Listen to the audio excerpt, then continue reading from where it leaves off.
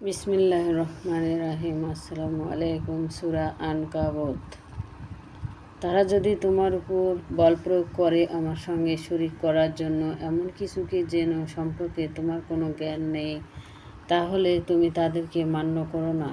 আমার কাছেই তোমাদের প্রত্যাবর্তন, অতঃপর আমি তোমাদেরকে জানিয়ে দেব যা তোমরা করেছিলে। যারা ঈমান আনে ও সৎ কাজ করে আমি অবশ্যই তাদেরকে সৎ কর্মশীলদের অন্তর্ভুক্ত করব। মানুষের মধ্যে কতক আছে যারা বলে আমরা আল্লাহর প্রতি ঈমান এনেছি, অতঃপর তাদেরকে যখন আল্লাহর পথে কষ্ট দেওয়া হয় তখন তারা মানুষের উৎপীড়নকে আল্লাহর আযাবের মতো মনে করে।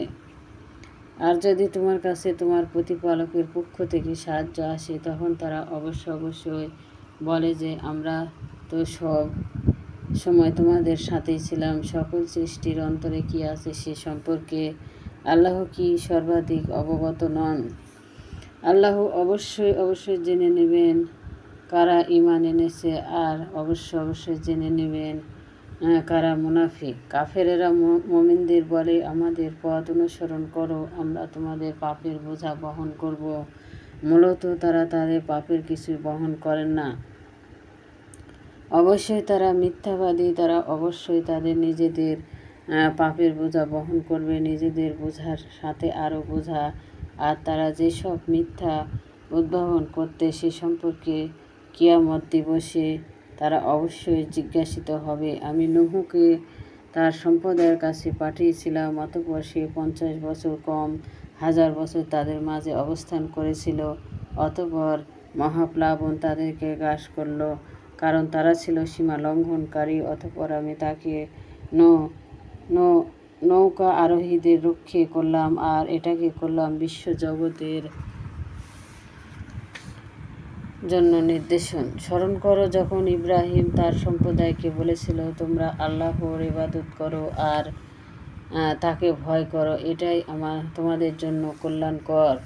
তোমরা যদি জানতে তোমরা আল্লাহকে বাদ দিয়ে প্রতিমার পূজা করছো আর তোমরা মিথ্যা উদ্ভাবন করছো। আল্লাহকে বাদ দিয়ে তোমরা যে সবগুলোর পূজা করছো তারা তোমাদের রিজিক দানের কোনো ক্ষমতা রাখে না। কাজেই তোমরা আল্লাহর রিজিক তালাশ করো আর তারই ইবাদত করো আর তারই প্রতি কৃতজ্ঞতা প্রকাশ করো। তোমাদেরকে তারই দিকে ফিরিয়ে নেওয়া হবে। তোমরা যদি রাসূলকে মিথ্যা বলে অস্বীকার করো তবে তোমাদের পূর্বের বংশী বলেও অস্বীকার করেছিল। সুস্পষ্টভাবে প্রচার করা ব্যতীত রসূলের উপর কোনো দায়িত্ব নেই। তারা কি লক্ষ্য করে না যে আল্লাহ কীভাবে সৃষ্টির সূচনা করেন, অথবা তার পূর্ণ আবর্তন ঘটান? নিশ্চয়ই এটা আল্লাহর জন্য সহজ। বলো তোমরা পৃথিবীতে ভ্রমণ করো, অতঃপর লক্ষ্য করো কিভাবে আল্লাহ সৃষ্টির সূচনা করেছেন, অতঃপর আল্লাহ সৃষ্টি করবেন পূর্ববর্তী সৃষ্টি। আল্লাহ সকল বিষয়ের উপর ক্ষমতাবান। যাকে ইচ্ছে তিনি শাস্তি দেন আর যার প্রতি ইচ্ছে তিনি রহমত বর্ষণ করেন, আর তার কাছেই তোমাদের ফিরিয়ে নেওয়া হবে। তোমরা আল্লাহকে না পৃথিবীতে ব্যর্থ করতে পারবে আর না আকাশে। আল্লাহ ছাড়া তোমাদের জন্য নেই কোনো অভিভাবক, নেই কোনো সাহায্যকারী। যারা আল্লাহর নির্দেশাবলীকে আর তার সাক্ষাৎকে অস্বীকার করে তারা আমার রহমত থেকে নিরাশ হবে, আর তাদের জন্য